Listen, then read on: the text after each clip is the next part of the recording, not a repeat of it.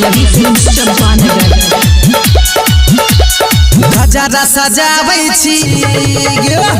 गजरा लगाबै छी गजरा लगाबै छी गजरा सजाबै छी कोनो सूट सलवार पहन के आहा ही जो चल हट साले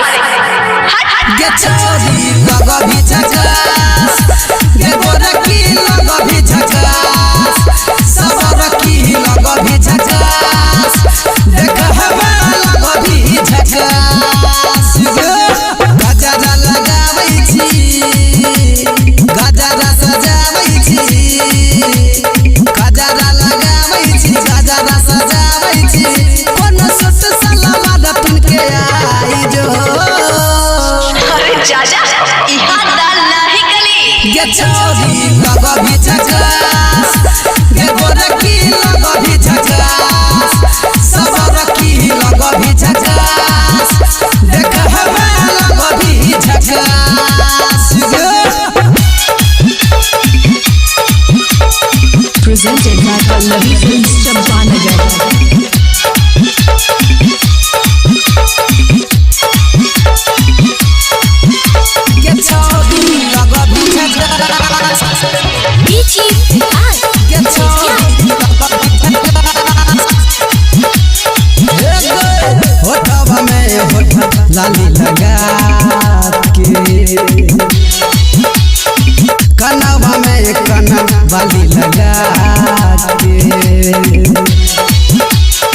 होठवा में होठ लाली लगा के कनवा में कना वाली लगा के देखी के तोहर मस्त जवानी देखी के तोहर मस्त जवानी मुहवा में आबै छ हमरा के पानी हे गई क्रीम लगाइले मेकअप सजाइले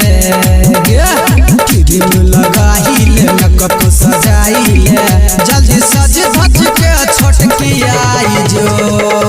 चल हट रे मवाली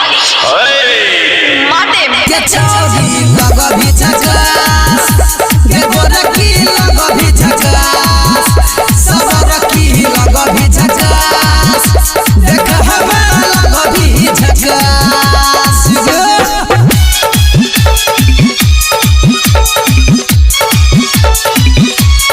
Presented by Pallavi Films Champanagar। गे छोरी लगा भी झकास बीची हाय गे छोरी लगा भी झकास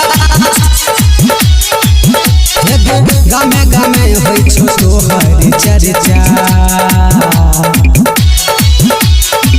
काहे कराबै छी छोरवा के खर्चा गामे गामे होइ छो तोहर चर्चा काहे कराबै छी छोरवा के खर्चा कहे छो बिक्की माला सुन ले गौर से कहे छो बिक्की माला सुन ले गौर से बतिया पकड़ ले न सुन हई जोर से गजरा लगाबै छी गजरा सजाबै छी गजरा लगाबै छी गजरा सजाबै छी कोनो सूट सलवार पहन के आई जो सुनी लगे यादिनगा आई जस्ट हेट यू गे छोरी लगा भी झकास गे गोरकी लगा भी झकास सबरकी लगा भी झकास देख हवा लगा भी झकास Presented by Pallavi Films Champanagar।